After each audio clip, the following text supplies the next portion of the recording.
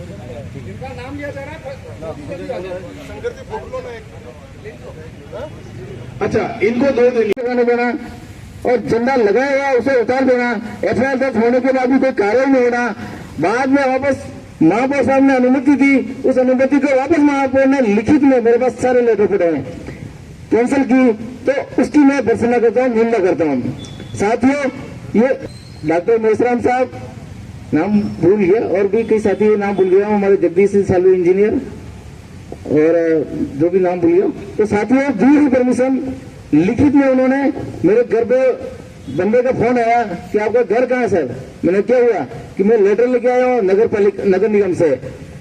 जाके देखा तो नगर निगम ने, महापौर ने कैंसिल का लेटर भेज दिया। मेरे शर्म की बात है, ये बाबा साहब का अपमान है। वो कोई धार्मिक झंडा नहीं था, बाबा साहब का फोटो लगा हुआ था, उसमें अशोक चक्र चिन्ह था जो राष्ट्रीय चिन्ह है, और नीलक कलर का झंडा है, वो किसी भी धार्मिक झंडे के अंतर्गत नहीं आता है। लेकिन उसके बावजूद यहाँ का स्थानीय प्रशासन, नगर निगम प्रशासन, जिला प्रशासन और यहाँ तक की पुलिस प्रशासन ने हमारा झंडा नहीं लगाने दिया, उसकी मैं बहुत निंदा करता हूँ। और आने वाले समय में यह आवाज विधानसभा, हमारे विधायक मेले के माध्यम से विधानसभा तक पहुंचाई जाएगी। और आप लोगों को यह आह्वान करना चाहता हूँ कि हमारे विरोध में कौन लोग है, बाबा साहब के खिलाफ में कौन काम कर रहा है, संविधान के खिलाफ कौन काम कर रहा है। आप लोगों को यह पहचान करनी होगी, आप लोगों को पहचान करनी होगी। सर ने बताया था, पूर्व हार्दिक बधाई और बाबा साहब को नमन।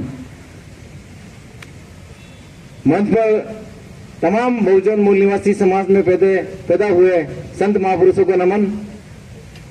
मंच पर विराजमान धराज विधायक थावरचंद जी मीणा साहब, सर्व ओबीसी समाज के ट्रस्ट के संरक्षक दिनेश जी माली साहब, भ्रष्टाचार मुक्त भारत के प्रदेश अध्यक्ष doctor Devilal ji Chaudhary, chief engineer NL Salvi साहब, उदयपुर लोकसभा के प्रत्याशी प्रकाश चंद्र जी भूज, ओबीसी समाज के सूर्य प्रकाश जी सोलका साहब, आदिवासी युवा नेता भाई अमित जी खराड़ी, बामसेब के गणेश लाल जी रायपाल साहब और बहन पुष्पा जी, साथ में हमारे विनम्र आग्रह कर समय निकाला, हजारों बच्चों को पढ़ाते हैं, उसमें से समय निकालकर हमारे बीच में पहुंचे भाई आदरणीय राहुल जी मेघवाल इंजीनियर, हमारे संरक्षक और सबके मार्गदर्शक गावरी साहब, हमारे साथ कंधे से कंधा मिलाकर साथ चल रहे सुख संबत जी बागड़ी, रोशन जी मेघवाल साहब, कुंदन जी खोकावत, लाला भाई मेघवाल, क्योंकि मुझे धन्यवाद के लिए बुलाया तो नाम सबको लेना पड़ेगा, सबको धन्यवाद तो करना ही पड़ेगा, बाकी अगली बार आएगा कौन। तो एडवोकेट नेताराम जी, हमारे बीच में उपस्थित पत्रकार बंधुओं और ओम प्रकाश जी मेघवाल, एडवोकेट मदन जी मेघवाल, अर्जुन जी सोनवाल और तमाम साथी जिन्होंने, रमेश जी मेघवाल, हमारे बीच में रायपाल साहब की धर्मपत्नी, उनसे भी आधे नहीं है यहाँ पे। तो मैं उन सब से नाराज हूँ कि यहाँ संविधान बदलने के लिए लड़ रहे हैं। संविधान के जो हमारे पुरखों के जो था, बाबा साहब ने जितना भी कुछ करा है हमारे लिए, उतना हम और भी आगे की पीढ़ी के लिए हम करना चाहते हैं, वो सब रखना चाहते हैं। फिर भी यहाँ पे रैली में नाचने के लिए, सब कूदने के लिए सब जने आए थे, लेकिन यहाँ पे कोई भी व्यक्ति नहीं दिख रहा है, तो मैं उनसे नाराज हूँ। और दूसरी बात जो मैं कहने जा रही हूँ वो तो राजनीतिक भी आएगी, आई थिंक, मुझे ऐसा लग रहा है। तो यहाँ पे हमारे जब समाज की बात आती है ना, कुछ भी हो जाता है ऐसा, किसी भाई को पिकअप के पीछे बांधकर घसीट कर मार दिया जाता है, किसी बहन को बलात्कार करके 10 टुकड़े करके मार दिया जाता है, किसी जितेंद्र मेघवाल नाम के मूछे रखने पर मार दिया जाता है, किसी बच्चे के मटके को छूने पर मार दिया जाता है, उसके लिए कोई नहीं आता है, क्योंकि वहाँ पे समाज आ जाता है बीच में। और जब चुनाव लड़ने का टाइम आता है, तब सब कटोरे जैसे भीख मांगते हुए आते ना, वैसे चोर नेता लोग आ जाते हैं वोट देने के लिए, वोट मांगने के लिए आते हैं, और एक 60 रुपए की बोतल की दारू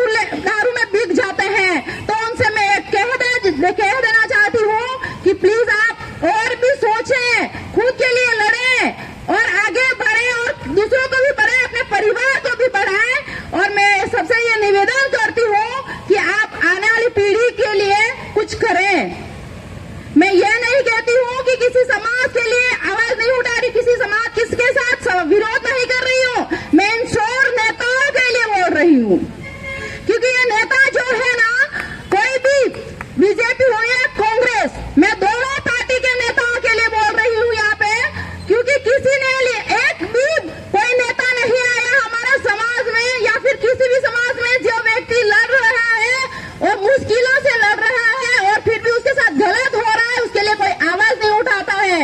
और जब एक वोट और इलेक्शन की बात आती है तो सब झंडियां दे जाते हैं, टी शर्टें पहना देते हैं और एक 60 रुपए की बोतल में खरीद लेते हैं। हमें प्रस्तावना है सामाजिक, आर्थिक और राजनीतिक समानताएं आज भी इस समाज में इस पिछले तबके को आज तक नहीं मिल पाई है। और जब इस स्थिति में जब बाबा साहब हमको एक अच्छा संविधान दे के गए हैं, इसके बावजूद भी अगर हम समानता तक नहीं पहुंच पाए हैं और आज एक ऐसी विचारधारा देश में पनप रही है जो ये कह रही है कि हम संविधान बदलना चाहते हैं। अभी गुरुजी ने कहा था कि हमने यहाँ पर बाबा साहब का झंडा लगाया था और उतार दिया और आज तक वापस नहीं लगा पाए। आप सब लोग विचार कीजिए, सोचिए, मनन कीजिए। जिस व्यक्ति ने बिना संविधान के उस समय संघर्ष कर कर आप और हम सबको एक बेहतर संविधान दिया है, उस संविधान की बदौलत, उस संविधान के होने के बावजूद भी हम संघर्ष कर रहे हैं, हमको झंडा नहीं लगाने दिया जा रहा है, उस शख्स के संविधान, उस शख्स के संघर्ष को आप सलाम कीजिए जिन्होंने बेहतर आपको संविधान दिया है। मैं आप सबसे शायद इस अधिकार का महत्व आप लोग अच्छी तरह से जानते हैं, इसलिए आज आप यहाँ बैठे हैं। और जो लोग घर से बाहर निकलने का अधिकार दिया और उस अधिकार को नहीं मानते या इस संविधान को पूरी तरह से नहीं जानते, वो आज जयंती तक मनाने नहीं आए। बड़े दुख की बात है कि देश में, जो देश इस संविधान से चलता है, बड़े बड़े अधिकारी या छोटे हमारे चपरासी से लेकर अधिकारी तक सबको समान दर्जा इस संविधान ने दिया है, लेकिन उन कार्यालयों में भी मायने नहीं रखता। लेकिन हर घर के अंदर कागज कलम और संविधान होना जरूरी है, ये बात मायने रखता है। और आज की लड़ाई तलवार और बंदूक से नहीं लड़ी जाती है, आज की लड़ाई कागज कलम और संविधान से लड़ी जाती है, और इस संविधान के माध्यम से ही हम आगे बढ़ सकते हैं। मैं इस देश के अंदर, संविधान के अंदर राजस्थान की सबसे बड़ी महापंचायत का हिस्सा हूं, और जब भी मुझे लगेगा कि यहाँ पर चाहे दलित है, शोषित है, पीड़ित है, वंचित है, जब भी किसी के साथ अन्याय अत्याचार होगा, बाबा साहब के संविधान का सहारे से मैं उसके लिए लड़ने तैयार हूं।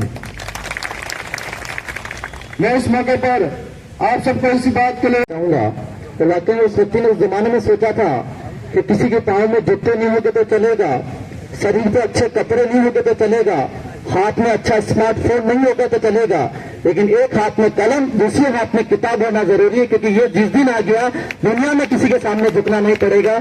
आगे के में इन्वाइट करना चाहूंगा सामाजिक पर हमें धन्यवाद करता हूँ, आप सभी को जय भीम, जय जोहार करता हूँ। बाबा साहब ने कहा था संगठित रहिए, शिक्षित बनिए, लेकिन मुझे नहीं लगता है हम 85% लोग 85,000 संगठन और 85,000 झंडे में बटे हुए हैं। जब जिसने चाहा जैसा इस्तेमाल किया करता रहा और हम ऐसे ही बढ़ते गए। जरूरत है एक झंडे के नीचे आइए, एक साथ जुड़िए, इसलिए हमको एक होने की जरूरत है, और शिक्षा के साथ में हमें हर घर शिक्षा पहुंचाने की जरूरत है। राहुल जी के बारे में मैंने पहले भी सुना था, इस इलाके के अंदर निःशुल्क कोचिंग व्यवस्था के माध्यम से कई नौजवानों को रोजगार देने का काम कर रहे हैं। मैं भी एक नौजवान हूँ, मैंने पीड़ा देखी है नौजवानों की। हमारे इस उदयपुर और बांसवाड़ा संभाग के अंदर कई सारे नौजवान यहाँ पढ़ाई करते हैं। कोई छात्रवृत्ति के भरोसे पढ़ाई करता है, तो कोई पार्ट टाइम जॉब करके पढ़ाई करता है, तो कोई सप्ताह में 2 बार दिहाड़ी मजदूरी करके पढ़ता है। और उनका दर्द मैंने झेला है और दर्द देखा है, इसीलिए आप जैसे साहसी और इस तरह के एक बहुत ही महत्वपूर्ण कार्य कर रहे हैं, हम हमारी ओर से उनका स्वागत करते हैं, जोहार, धन्यवाद करते हैं कि ऐसे नेक इंसान हर जगह मिले तो इस समाज को आगे ले जा सकते हैं। इसलिए बाबा साहब ने कहा है कि शिक्षा वह शेरनी का दूध है जिसे जो पिएगा वो दहाड़ेगा। और मुझे मालूम है कि आप सब इस शिक्षा के माध्यम से अपने आप को समाज में स्थापित करोगे। पुनः धन्यवाद, जय भीम, जय जोहार।